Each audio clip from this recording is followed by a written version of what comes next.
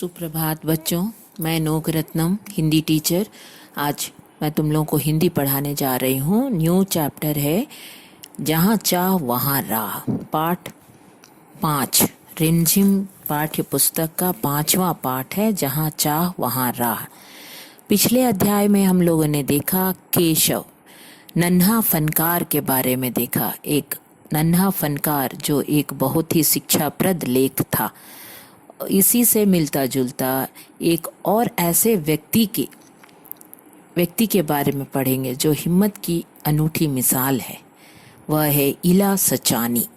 इसी के बारे में आज हम लोग इस पाठ जहाँ चाह वहाँ राह में पढ़ेंगे। पहले तुम लोग टेक्स्ट बुक को भी देखो। 41 पेज में मैं रीडिंग कर रही हूँ, ध्यान से सुनो और पाठ को भी समझते जाओ।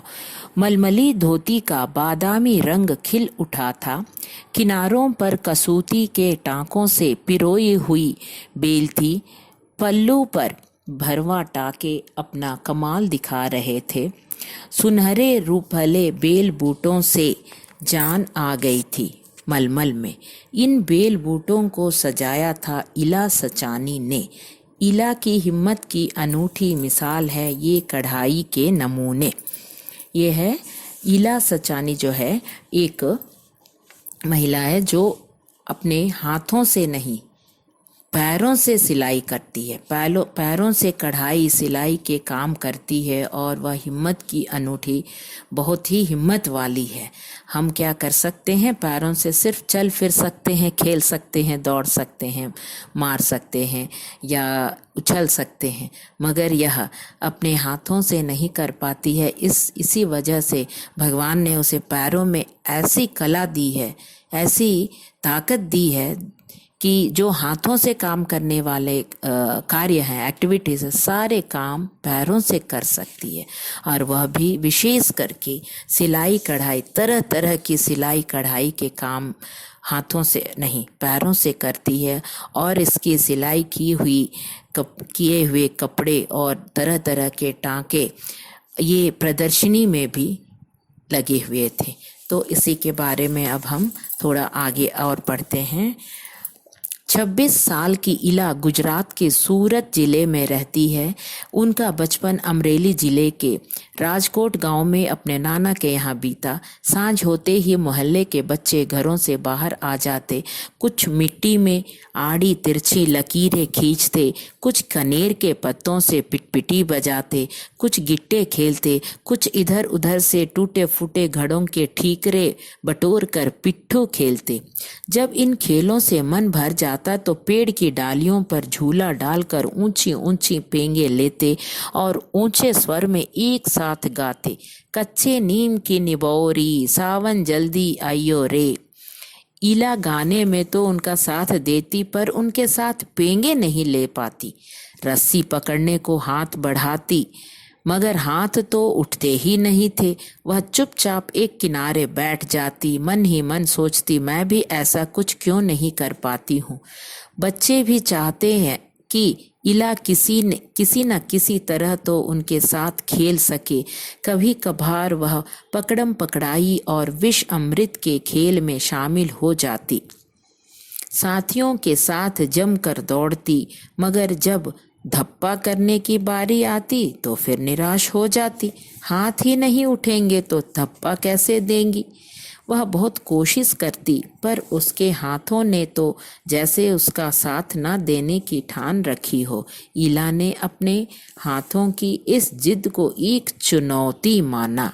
अब देखो, 26 साल की इला जो है गुजरात के सूरत जिले की रहने वाली है और अमरेली जिला में राजकोट गांव में उसका बचपना बीता था। अपने नाना के यहाँ रहती थी। नाना नानी जानते हैं ना, नाना अपने मम्मी के पापा को कहते हैं नाना।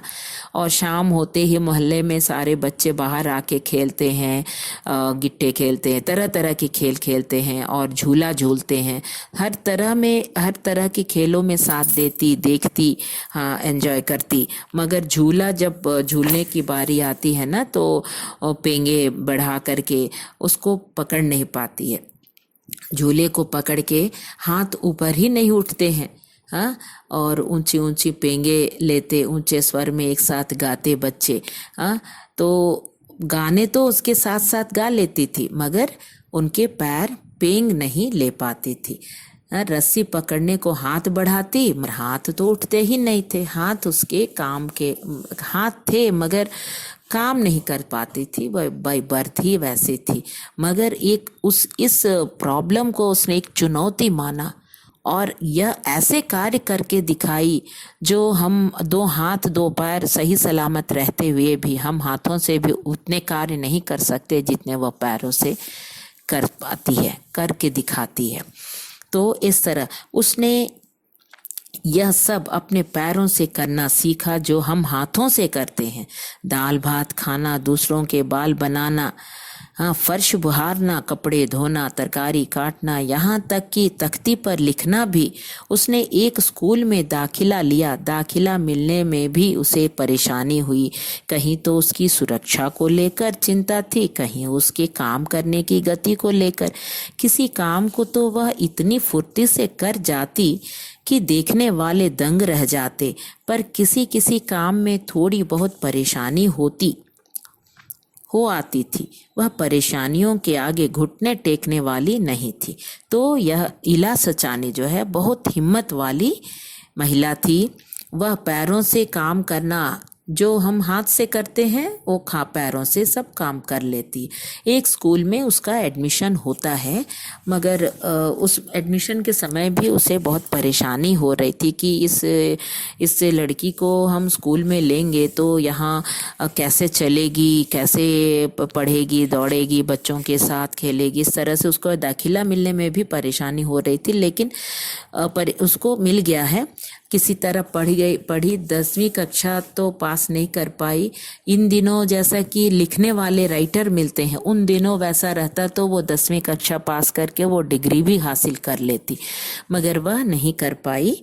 10वीं कक्षा तक पढ़ करके छोड़ दी। तरह तरह की सिलाई कढ़ाइयाँ करने लगी। उसकी माँ और दादी जो है कशीदा कार्य करती थी और उन्हें सुई में रेशम पिरोने से लेकर बूटियां उकेरते हुए देखती, और उसे देख करके इतने तरह तरह की सिलाइयाँ वह सीख गई कि तरह तरह के कपड़ों में टाँके, तरह तरह के सिलाइयाँ, जैसे काठियावाड़ी, कशीदाकारी, टाँके, और क्या है, मछली टाँका,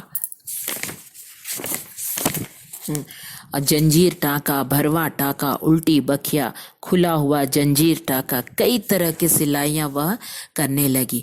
और वह इतने सुंदर ढंग से पारंपरिक डिज़ाइनों में वह नवीनता सभी को बहुत भाई। जो जितना उसकी सिलाई की क्या खासियत है मैं बता रही हूँ। पशु पक्षियों की ज्यामितीय आकृतियों को कसौती और जंजीर से उठा करके कपड़े में सिलती थी, और पारंपरिक ट्रेडिशनल डिज़ाइन जो है वो उसमें भी नवीनता सभी को बहुत अच्छी लगती है। उसकी जो सिलाइयाँ हैं, इला के पाँव अब रुकते नहीं हैं। आँखों में चमक, होठों पर मुस्कान और अनूठा विश्वास लिए वह सुनहरी रूपहली बूटियाँ उकेरते थकती नहीं है।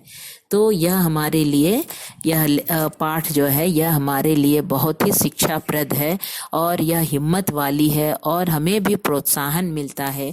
हम पढ़ाई लिखाई के साथ साथ हमें दूसरे कार्य में भी हमें इंटरेस्ट लेना चाहिए, रुचि रखनी चाहिए, क्योंकि भगवान ने बहुत सारी कलाओं को देकर भेजा है। हम चाहे तो सीख सकते हैं। ये इसीलिए इस पाठ का नाम जहाँ चाह वहाँ राह। अगर हमारी चाह उसमें है तो हमें ज़रूर वहाँ रास्ता मिलेगा। यही है, जहाँ चाह वहाँ राह। बच्चों, इस लेसन को 1 बार 2 बार पढ़ो, पूरा समझ में आ जाएगा। ओके, थैंक यू बच्चों।